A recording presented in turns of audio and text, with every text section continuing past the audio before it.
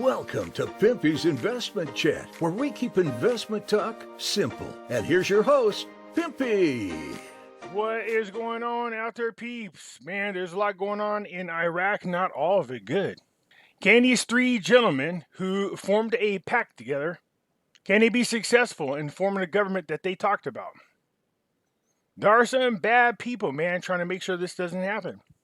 I've actually been doing videos kind of following the politics of what's going on in Iraq. I literally had people say, what's this got to do with the dinar? Hopefully people, when they watch my videos, they get an opportunity to pick up on some stuff they should be aware of, so they're not just sitting around waiting for an RI or an RV, or listening to those people who are promising a date, a rate, and that there's numbers on the back screen. You know the whole deal. We don't need to go through it again. I've made more than one video that explains the types of things we're looking for in order for the rate change to take place. Before we get started, go ahead and hit the thumbs up button. If you're not a subscriber, please do so, because when you do, it helps out the channel, and I surely do appreciate it. Don't let the spot market value of gold and silver fool you. The demand for precious metals is higher than it's ever been. So just think of this as buying metals on sale. Premiums are high right now on precious metals, and for a good reason. That's because the price is being supported at the level that it is. It's not just a hedge against inflation. It's not just there to protect you from a market crash, but it also offers a lot more protection. And we're talking about your freedom. Right now is a great time to buy precious metals. And when you do, go to our friends over there at Money Metals Exchange. The link is down below in the description. If you are a first-time buyer and you spend more than $100, use promo code Pimpy, P-I-M-P-Y, and you will get a free half ounce of silver. Okay, it's been a few days since I did a video on Iraq. As I go through the articles, obviously there was a missile attack there. They're claiming it was done by terrorists, and it went into Erbil. Well, actually on the beach. Didn't do too much damage. Here's the thing about whoever's launching these missiles. They can't seem to get it right. That's why most of the time when I hear in the news missiles have been launched, I often think it's being done just to scare people, not really hit anybody. And the reason why I think that is because the missiles never hit anybody. So either these people are terrible at how to fire off a missile and hit its target, or they're just doing this to scare people. A couple days ago, looks like the Coordination Framework, or an ally of theirs, had a press conference. The individual came out representing the Coordination Framework and made a statement that they had worked something out with Sadr's group, and that they were getting ready to move forward to form the government. You can see right here in the headline, this is an up-and-coming political announcement between the current and the framework to form a joint government. So it says the leader of the Al-Fatah Alliance, Moussaoui, revealed the existence of a real political will on the part of the Sadr's movement and the Coordination Framework to end the political blockage and go towards agreement on forming a government. This person goes on to say there is a complete conviction on the part of the Sadr's movement and a Coordination Framework of the danger of the continuation of the political obstruction on the security situation in light of the presence of real threat to the capital, Baghdad, and a number of provinces. You know, I don't know this for a fact, but it does make you question the limits that Coordination Framework would go to in order to get what they want. Would that include having people launch missiles? It's very possible. So right here it says, source close to Sadr's movement and the Coordination Framework confirmed that the coming hours will witness a political breakthrough. Sadr has said on multiple occasions that the media does not work in their favor, and they constantly put out fake news, causing some anxiety and irritation of members of the Sadr's group. Moussaoui came out saying that they're on the verge of some type of understanding and agreement.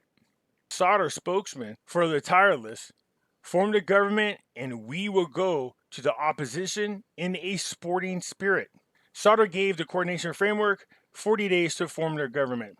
We have no idea what's going to happen once the 40 days are up, but we know that's what he gave them. There are reports out there that Sadr has been in negotiations with the Coordination Framework. The spokesperson for Sadr has been denying that. Sadr meant what he said when he told everybody in advance there will be no negotiations during the 40 days.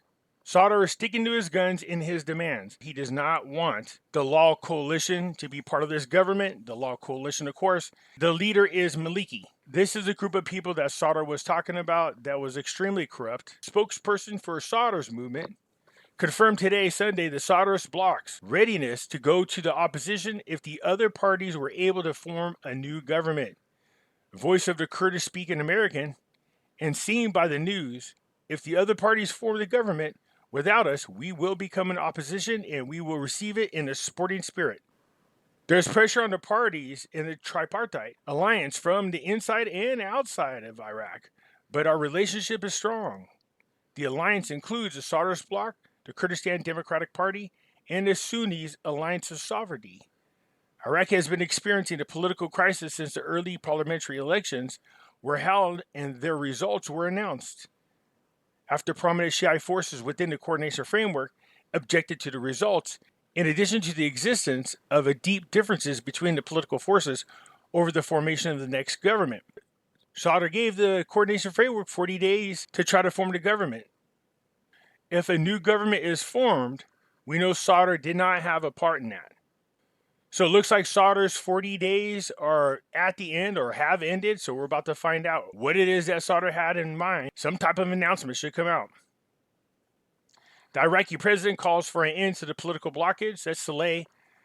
It seems apparent that Saleh is going to stay as president and Al-Kadhimi as prime minister as the interim government until early elections in 2023. I have a feeling that's the direction it's going in because it doesn't look like anything is going to be resolved. And once the elections are over in 2023, I'm curious to see if there's any change that happens whatsoever. If nothing really changes during the election, then you can expect this to happen all over again. The president of the republic, Barham Saleh, congratulated his citizens on the blessed Eid al-Fitr, while indicating that the political blockage is unacceptable. Saleh said in a tweet on his Twitter, "On the occasions of the blessed holiday, I extend my warmest congratulations to our people who are facing challenges with solidarity and compassion, noting that the political blockage is unacceptable, especially in the midst of security and economic changes." He added that the Iraqis deserve the best and are waiting patiently for the formation of the new government that expresses their aspirations without delay and disruptions. As we go through and monitor what's going on with the elections, let's review again the criteria necessary to change the exchange rate. You have to have a stable government. Do we have one? No. The other one is you have to have a safe and stable country. Does Iraq have a safe and stable country? Well, they're launching missiles. I'm going to go out on a limb and say no, they don't. So with all the fighting with political members and people launching missiles at one another, it makes it really hard to change the exchange rate. You have to have a country that outside investors feel comfortable and safe about investing into. It's kind of hard to figure out what direction Iraq is going to go into without the new government there. So you're not going to see any kind of rate change until this government is formed and firmly on its feet and running. That's just the cold, hard truth. Any of those other people out there telling you that the rate change is coming is lying to you. So if they go ahead and dissolve the current elected government, they will hold elections early in 2023. And hopefully by then, something will have been resolved. I'm not trying to be the bearer of bad news. I'm the one that's just saying, hey, let's stay grounded. I realize you guys hear all the time these promises about the rate change coming around the corner and how much it is and numbers on the back screen and somebody's got codes, the redemption centers and the 800 numbers and the tier 1s and the tier 2s. So Barzani went over to Iran. Whatever he spoke to the leaders over there about, he came back and he formed some type of initiative. So it says here, expect an initiative from Barzani to open the political blockage in Iraq. Hopefully whatever it is something that everybody will be happy about so that we can move forward. So again, it says expect an initiative from Barzani to open the political blockage in Iraq. The missile attack on a town near Erbil. This is at a time when attention is turning towards Najaf, where Sadr is expected to end his seclusion. There are indications that the leader of the Kurdistan Democratic Party, Barzani, has launched an initiative to resolve the political impasse. And the second deputy speaker of the Iraqi parliament, Abdullah, the leader of the Kurdistan Democratic Party, announces in a brief statement that Barzani will launch a political initiative. Sources expect that Barzani, who is allied with Sadr, and the parliament speaker, Halabasi, will launch his initiative after the holidays. Says the Iraqi political circle, which has consumed all means of dialogue, have no choice but to wait for Sadr. Yep. So the rumors are they would keep Saleh and Al-Qademi in their positions and then build a different cabinet underneath him. So like I was saying, there are some shiny moments. It said the Ministry of Oil last month's revenues amounted to more than 10 billion US dollars. 10 billion.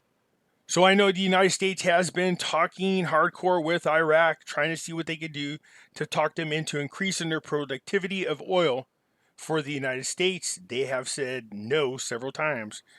Then they reached out to OPEC and Saudi Arabia. Well, after they got treated the way they did by the current administration, of course they said no. Not to mention the fact that there's people within the organization of OPEC. So it's obviously they're not going to do a whole lot of favors for Biden, nor any of the alliances of the United States, forcing them to deal with Russia in order to get their energy. As a matter of fact, there's an article that came out recently that just said that these people agreed to pay in rubles, which will start strengthening, of course, the Russian ruble. This is good news for the future of Iraq as long as no corrupt politicians get in there and put their grubby hands into this. Al-Qademi's advisor set a condition for depositing the financial surplus in a sovereign fund. It says here that the financial advisor to Al-Qademi set a condition for depositing the financial surplus in a sovereign fund while indicating that money being spent on social programs and addressing poverty will be the first priorities.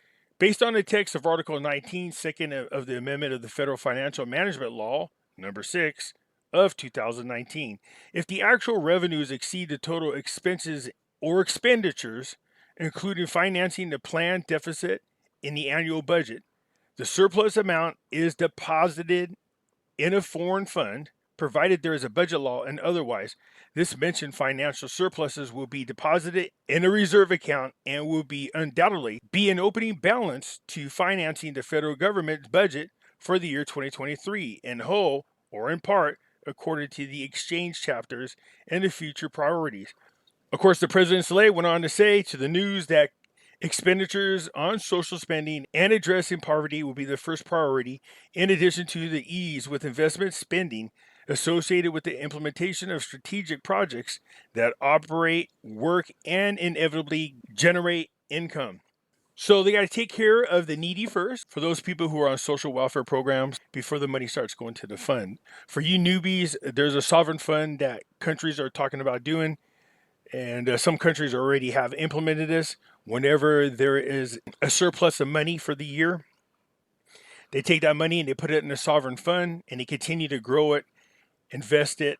It's like a huge nest egg. Whenever a country should go through any type of financial crisis, this sovereign fund would help them out.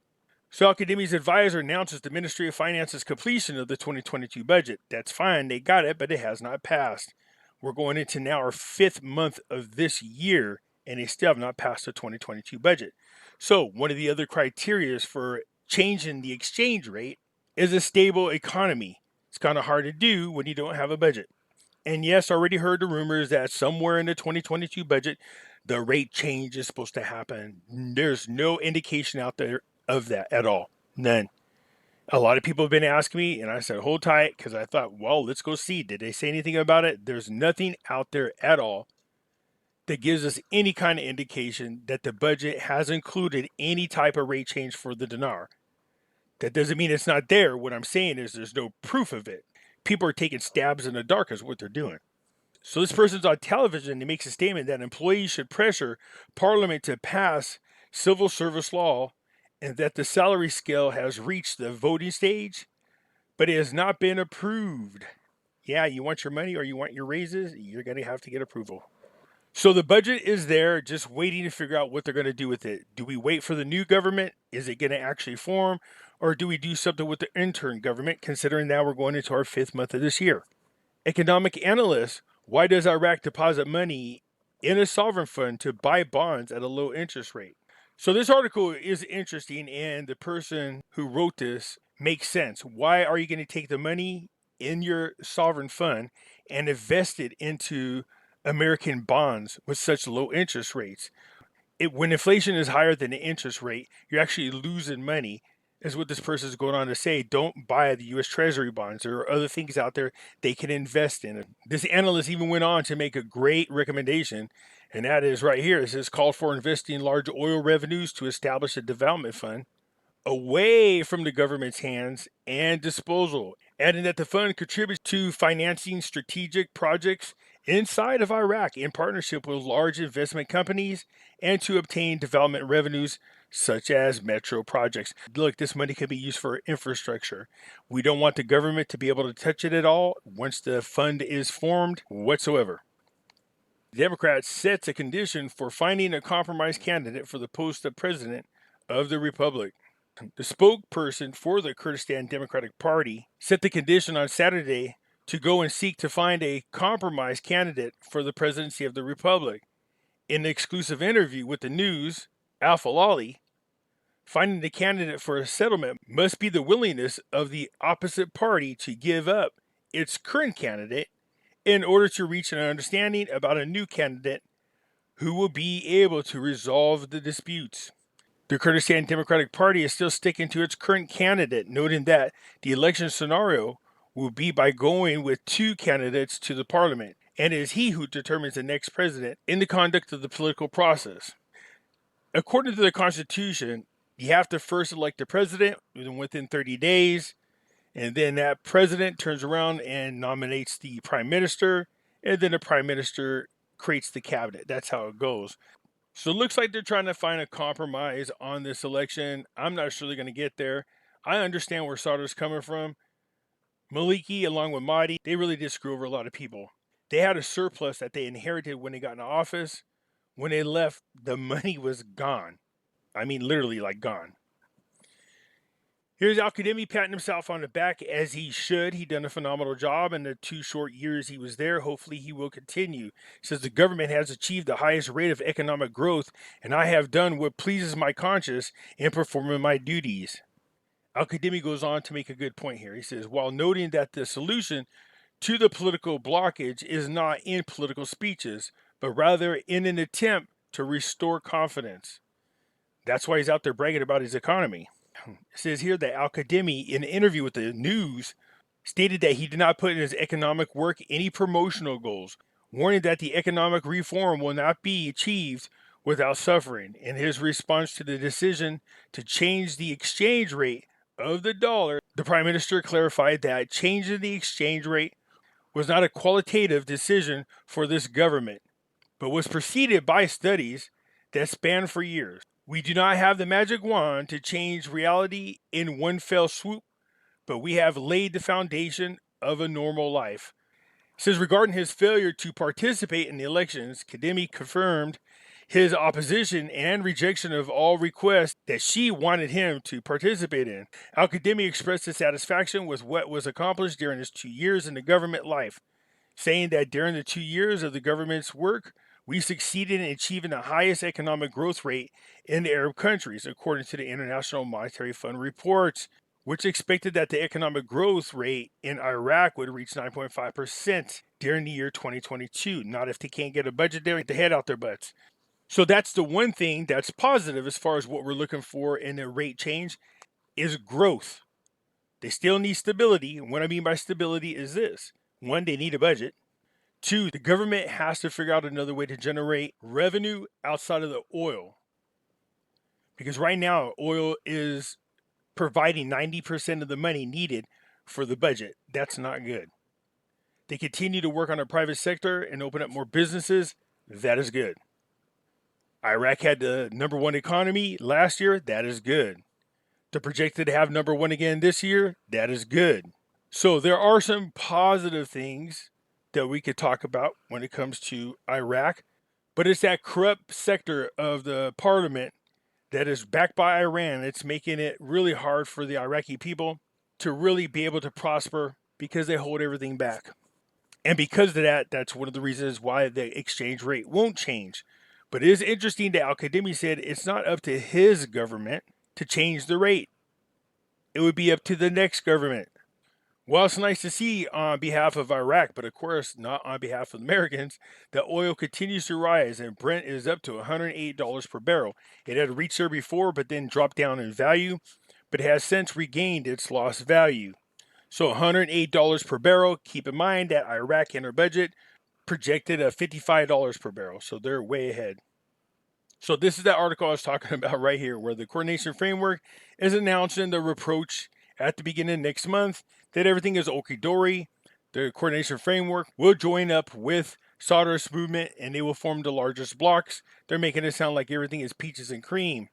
It says the deputy of the coordination framework confirmed on Friday that the framework is thick with the entry of the Sadr's movement, with it informing the largest bloc. In an exclusive interview with the news, he stated that the framework does not want or seek to exclude any political bloc or party, and that is determined to join the Sadr's movement and form the largest Shiite bloc. The person added that there are external parties that have intervened to widen the gap within the Shiite house.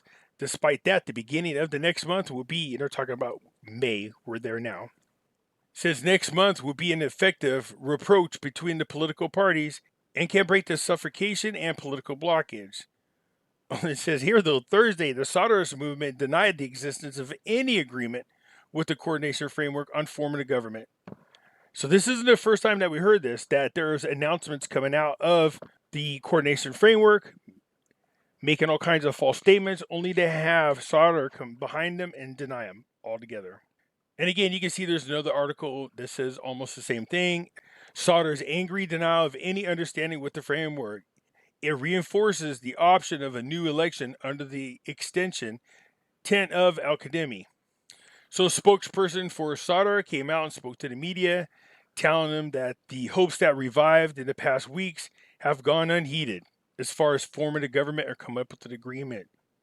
In a speech of anger and resentment, the spokesperson for Sadr said the alliance saving the nation is solid and will not be shaken by such nonsense and allegations, and we call on them not to repeat this in the future, noting that there are no political understandings or meetings between us and the coordination framework.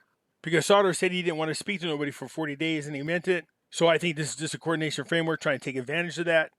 But obviously, Sadr has a spokesperson that keeps coming out and denying all these types of rumors that are flying around. It says here that the analysts indicated that the Sadr's movement anger is not due to the talk of rapprochement, but rather because the framework talks about the attraction of representatives and political parties to its political project. The leader in the coordination framework said that there is an increase in numbers of representatives of the Sovereignty Alliance who wish to join the coordination framework to 6 deputies. And such statements provoked the Sadr's movement, according to the source from him to the news. So they keep putting out rumors that people want to leave the Sadr's movement and go join the coordination framework, and it's really just pissing Sadr off. I am sure we're going to hear one vicious statement from Sadr when Sadr gets out of seclusion. So it says here that after Al-Dawri's statement, the odds that he published in the news increased the odds that the current government will continue indefinitely as transitional government, and that other early elections will be held in 2023. This is likely, given the fact that constitutional deadlines for forming a government have passed. Says forces from within the framework and the tripartite alliance alike may see the maintaining of Al-Qademi in the government, while making ministerial amendments may be the most realistic and appropriate option in light of the current political impasse. So anyways, if you just skip down just a little bit right here, you can see that it says political and media circles also circulated news of the formation of the new political alliance that include the coordination framework, the National Union, and some independents, with the aim of extending Al-Qademi and Saleh's positions within government. So it's still a hot mess over in Iraq politically, but things will start to change once Sadr comes out of seclusion. I'm curious to hear what his statement is going to be, and if he mobilizes his people at all in order to make a statement. He gave the coordination framework 40 days. The 40 days has come to pass. What does that mean? What can he do? What is he going to do? All eyes are on Sadr. We shall see really soon here. Anyways, that's it for now. You guys hit the thumbs up button. If you're not a subscriber, please do so, because when you do, it helps out the channel. And I surely do appreciate it. And I'll catch you later. I'm out.